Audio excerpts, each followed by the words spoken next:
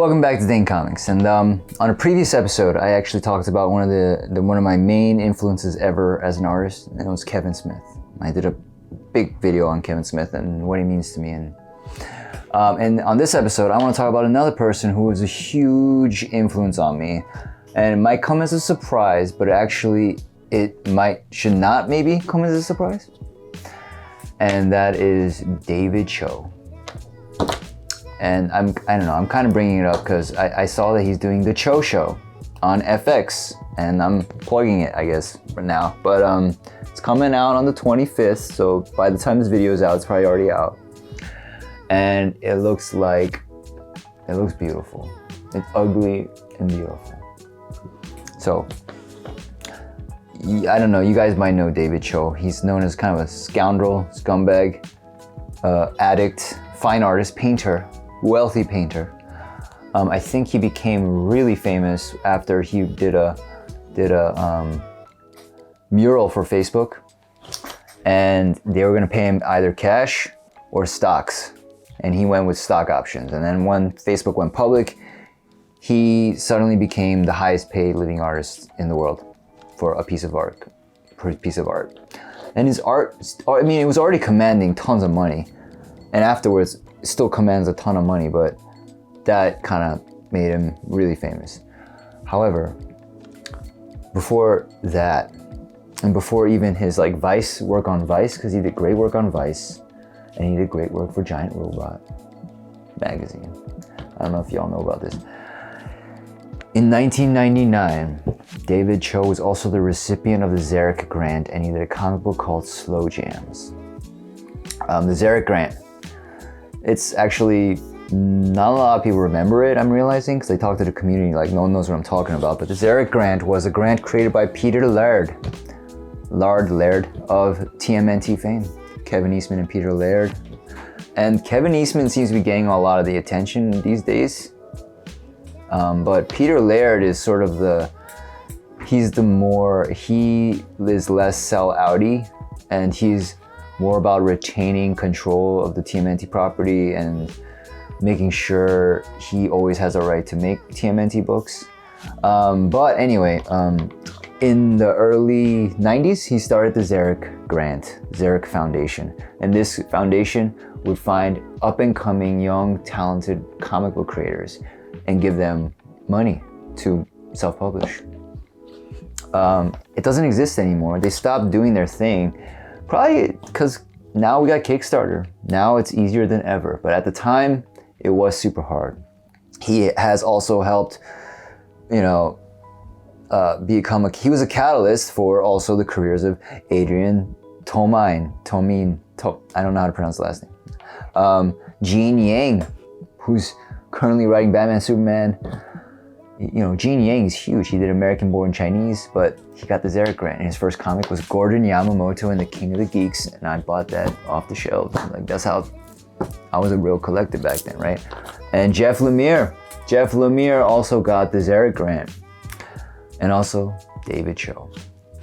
So 99, I'm like, America, whatever, and how Asians are seen kind of sucked. I mean, it's still there, whatever, but we're seen as meek, we're seen as nerds, not creative, and our emotional intelligence is not that great. That's like sort of the stereotype about us, that we don't have a lot of emotional intelligence or emotional range. We're not charismatic and stuff like that. In 99, I went to Tower Records with some friends. I saw this little prestige format comic. I was like, oh, what's this? And I picked it up, and it's the rawest shit I ever read from an Asian person ever. It completely blew the doors open about what I thought an Asian person, not just what an art, I was already, different, I guess, but he pushed it over the edge. I mean, that story, it's about love and heartbreak and death and destruction and just being a freak. And it opens with David Choe talking about driving in the darkness on the highway and how sometimes he'll just turn off the lights and it'll be like he's floating in space. Then he'll take his dick out and he'll use it to move the steering wheel.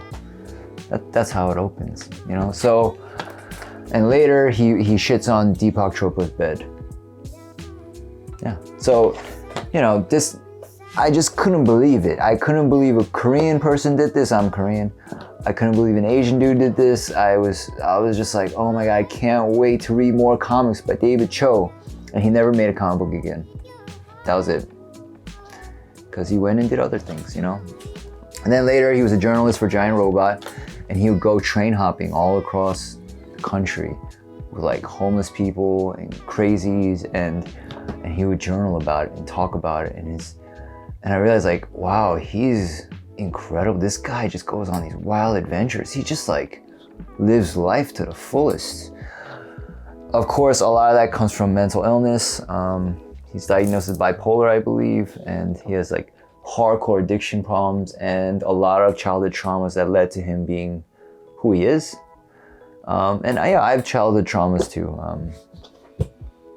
but he's a genius. And his, you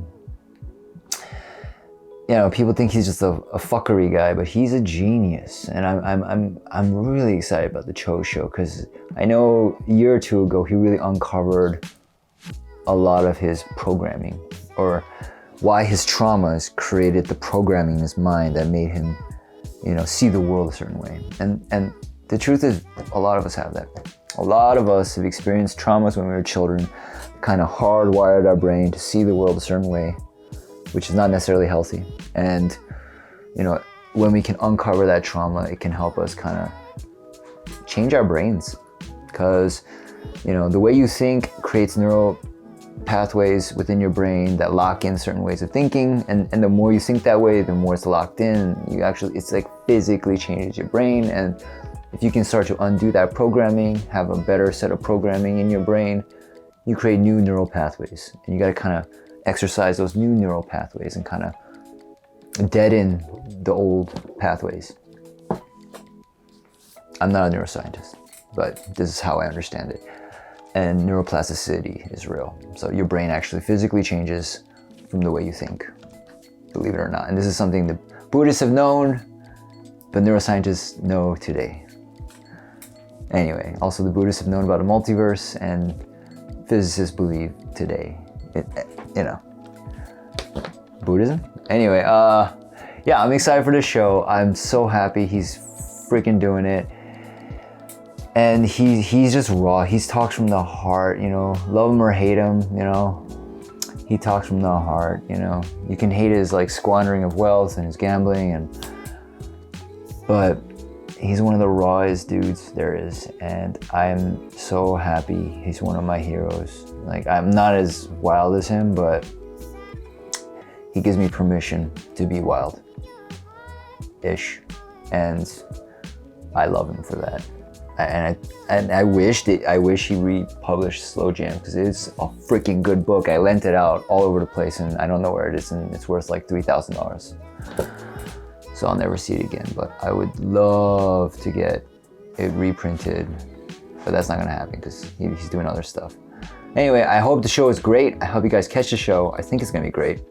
And yeah, he's just, yeah, I don't know if you guys realize he's a comic book guy first. Everything else later. So anyway, if you like this video, like and subscribe, and in the comments, tell me, who are your heroes? Who are the people that have influenced you? Comic adjacent people that have influenced you and, you know, made you see the world differently, and, you know, kind of expanded your perceptions of what reality could be. And happy collecting, y'all.